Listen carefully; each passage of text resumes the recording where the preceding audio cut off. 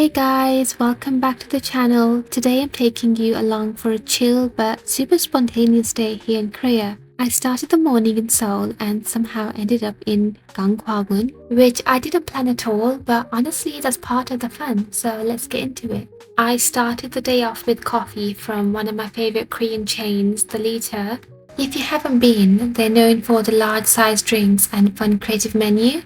I ordered the retro coffee, which is my favorite item on the menu. I always have a hard time choosing because everything on the menu looks so good. A cup or liter of coffee is the perfect way to start the morning. For lunch, I was craving something warm and cozy, so I stopped at a local spot for jjigae. If you've had Korean stew before, you know it's the perfect balance of spicy, salty and comforting.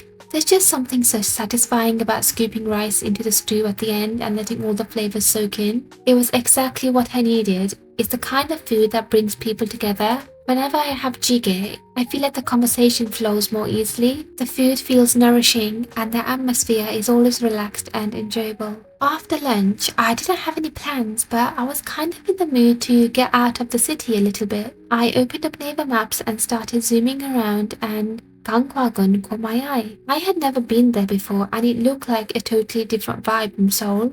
So I figured why not? I hopped on a bus and just went. The ride out to Gangwon was super peaceful. The scenery changed from city streets to open fields. When I arrived, it was quiet, really laid back and honestly kind of refreshing. Definitely slower paced than Seoul.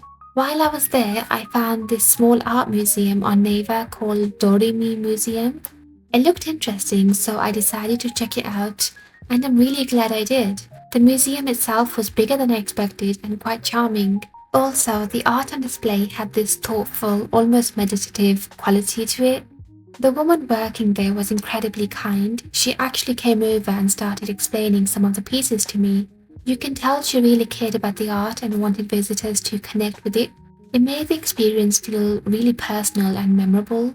They had a small cafe in the museum, so naturally I ordered an Americano. What was lovely is that she actually made me syrup by hand with sugar and water because I asked if they had any sweetener. That attention to detail and hospitality really stuck with me. It felt like one of those moments where you're far from home but feel completely at ease. Time passed so quickly while I was there and I didn't realize how late it had gotten. The thing about Gangwon is that buses don't run super late, especially heading back to Seoul, and it was also getting pretty cold by that point, so I wrapped up my visit and caught the next bus back. The ride back was calm and the city lights started to appear again as we got closer to Seoul. I had my music playing and the window cracked open a little, and I just kind of sat there reflecting on the day. Sometimes those little detours end up being the best part. Back in Seoul, I was feeling kind of hungry again, so I ended the day with some good old convenience store ramen. Nothing fancy, but so satisfying. There's just something about a hot bowl of noodles late at night after a long, unexpected adventure. Simple, warm, and exactly what I needed. Thanks for spending the day with me. If you like this kind of spontaneous vlog, let me know in the comments. Don't forget to like, subscribe, and hit the bell if you want to see more chill days in my life here in Korea. Until next time, stay warm, stay caffeinated, and I'll see you in the next one. Bye!